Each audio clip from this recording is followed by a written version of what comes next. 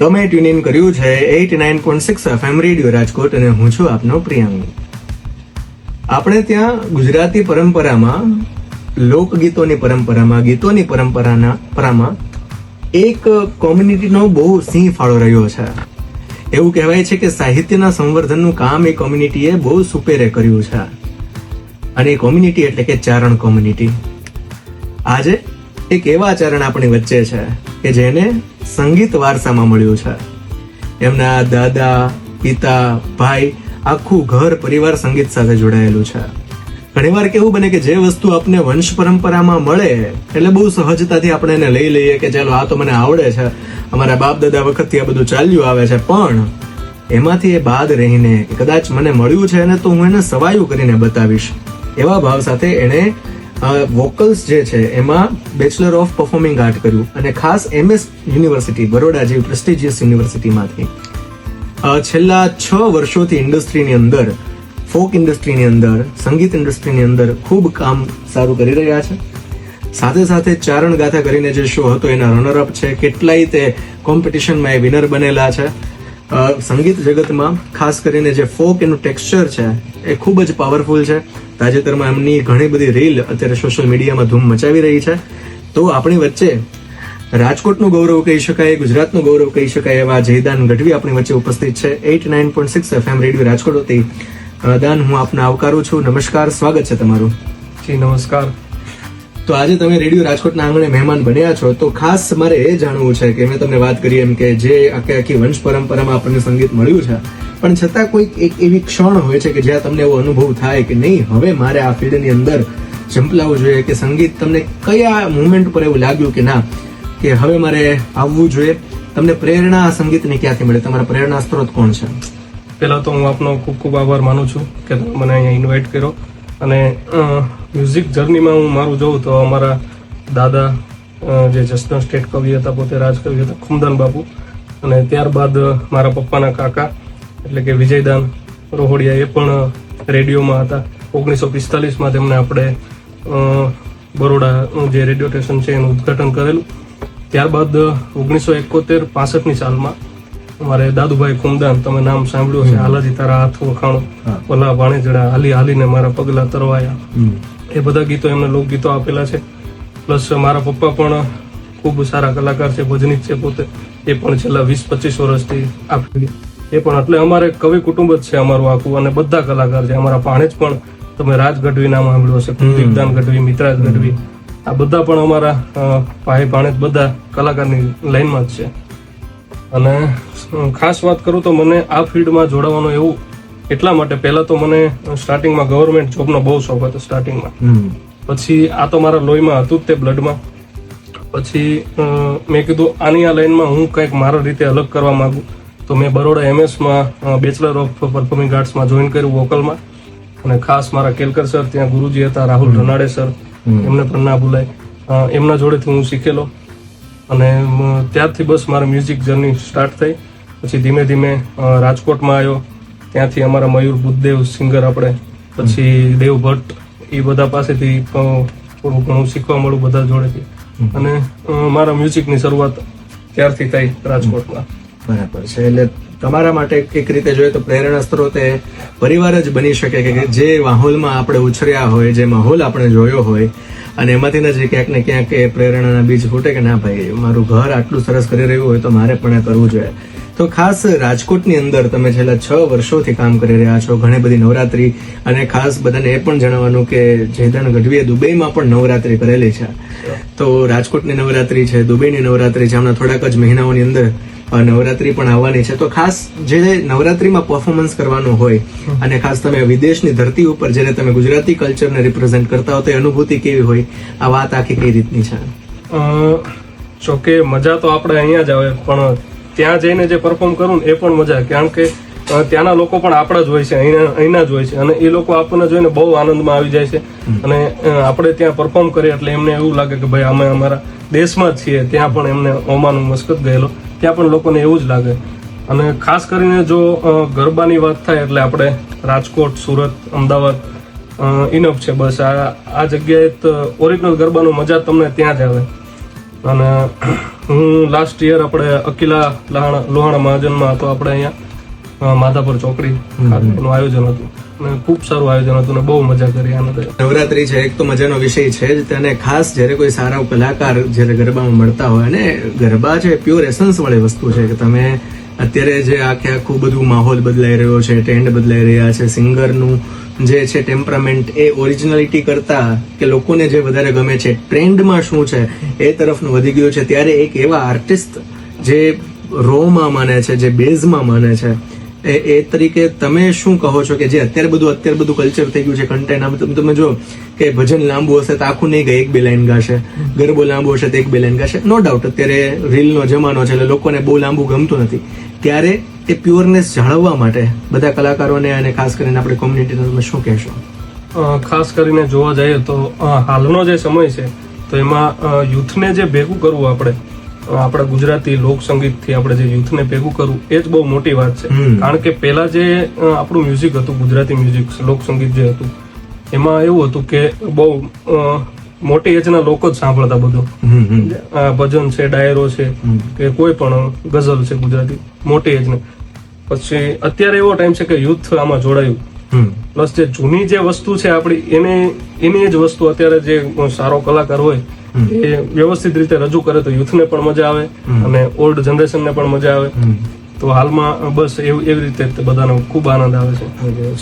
એટલે ખાસ ટૂંકમાં કે યુથને જોડાવા માટે આપણે એને જે ગમે છે એ રીતે એને આપવું પડશે. તો ખાસ તમે ઘણા બધા ગરબાઓ ગાતા હશો, ઘણા બધા લોકગીતો આપણે ઘણું બધું સાંભળવું છે અત્યારે. ખાસ આ કેવું બને કે હું બોલતો હું ને મને કોઈ ગાવાનું કે તો મને તો થોડીક મજા બગડે, એમ તમે ગાતા હો ને હું તમને બોલવાનું કહું તો એ ઘણી વખત એવું બનતું હોય.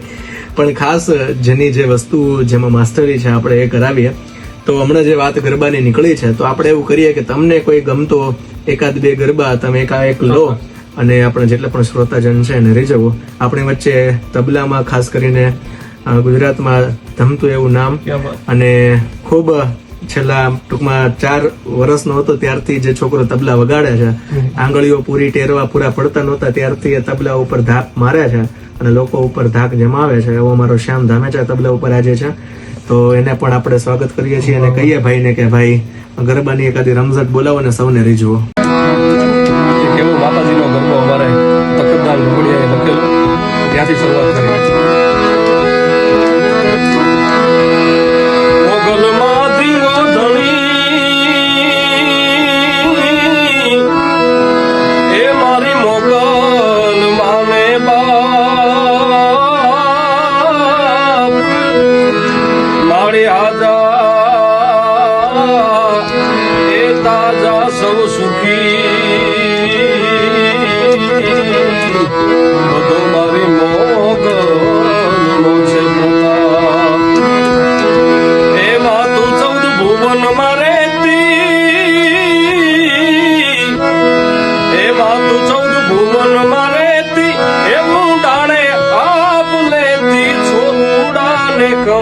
કેતી ખમા ખમા ખમા ખમા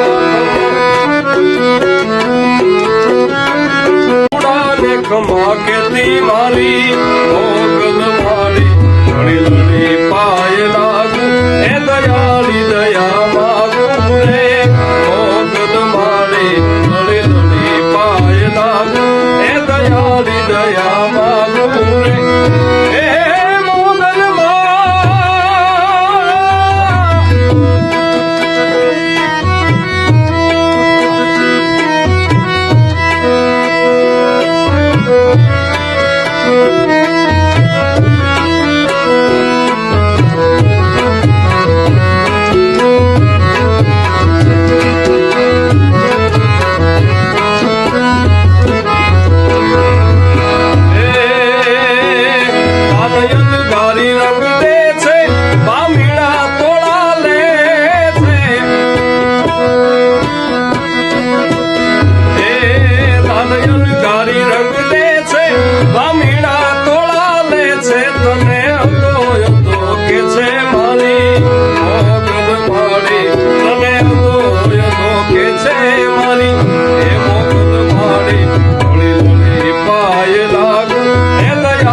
દયા માગું રે મોગલ મારી લડી લડી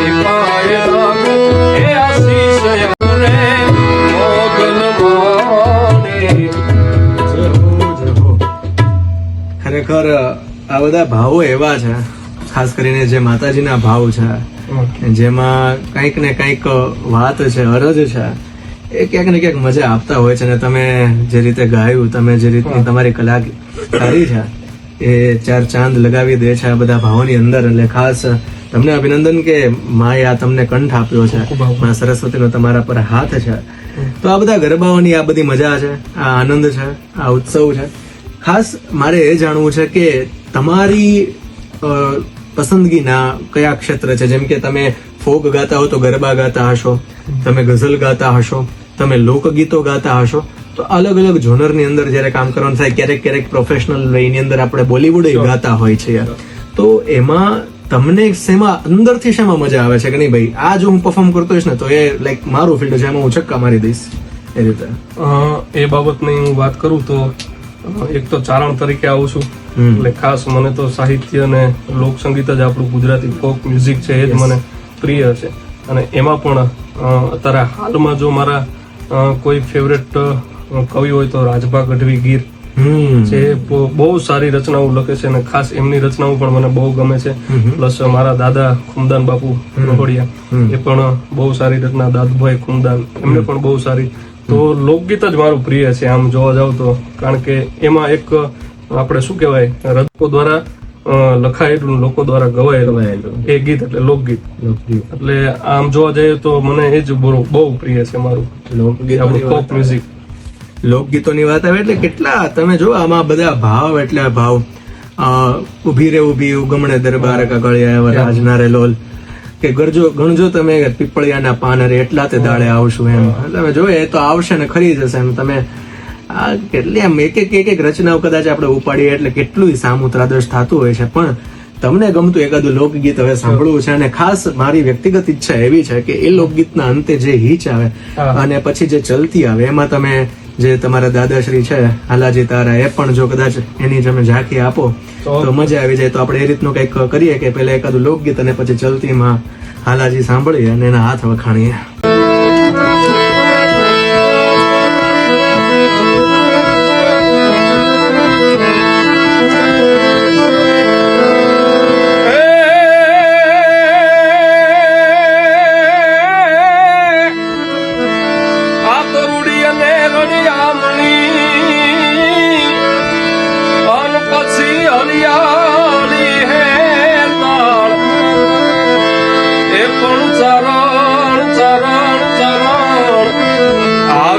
નથી મેલવી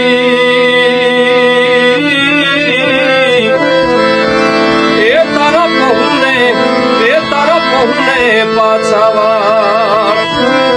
એની એક રાજભા ગઢવી ગીર, એમની એક રચના સંભળાવી છે ત્યારે કે સાહેબો રે ગોવાળીઓ રે મારો વાલીડો રે ગોવાળીઓ,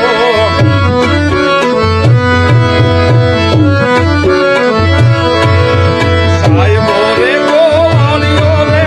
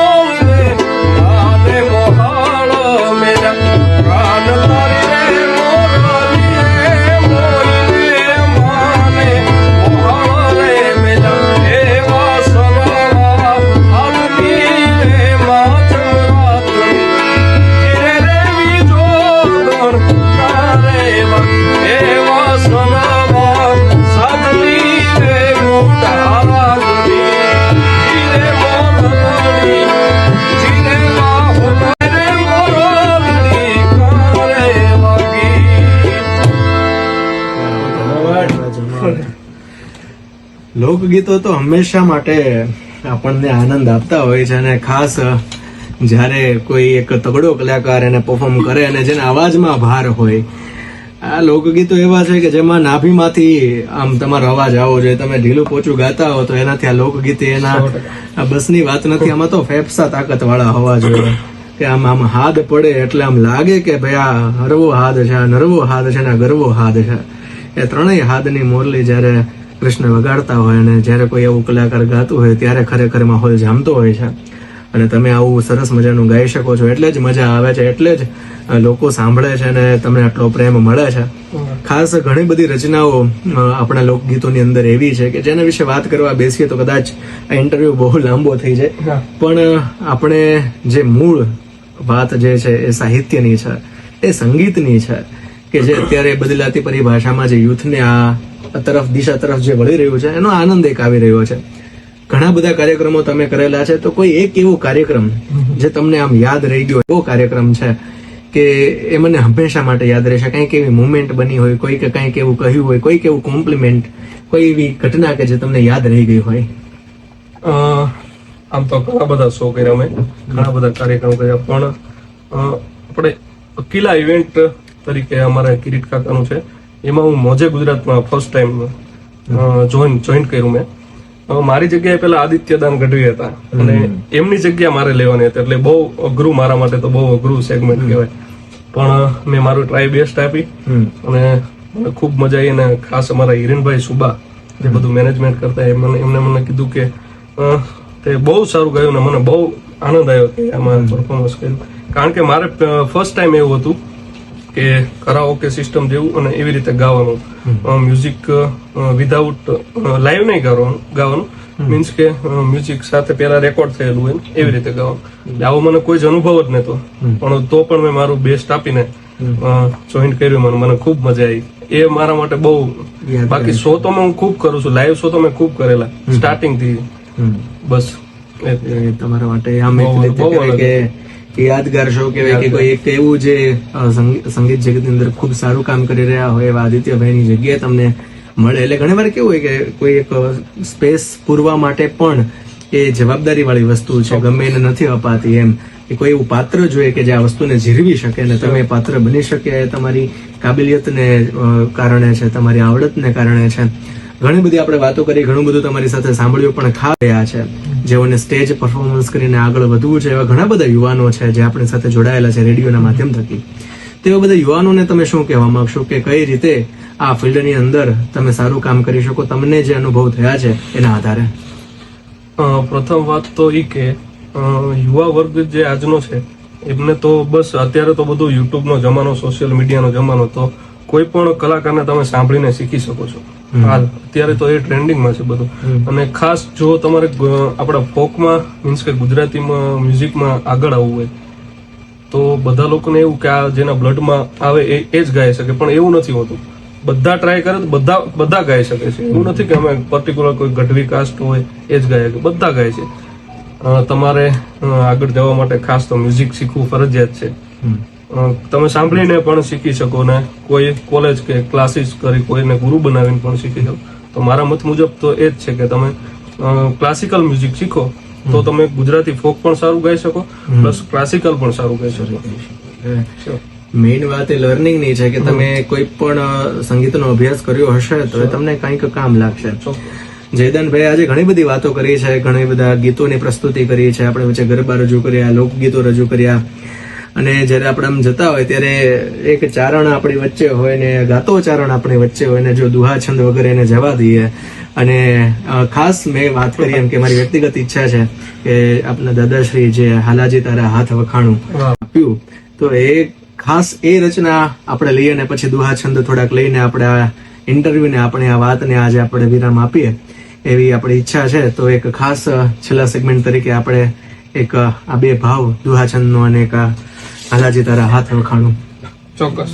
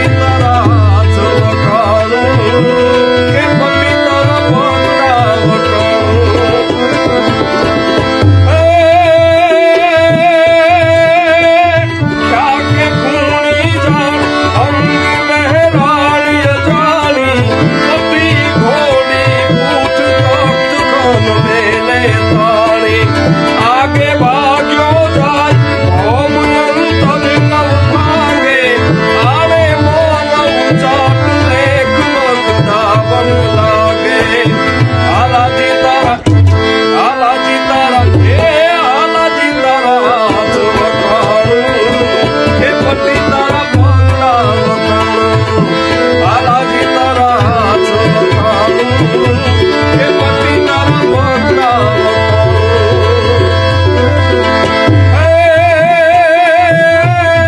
સર સર પર સદારિયા મારતા જ્ઞાન સાપું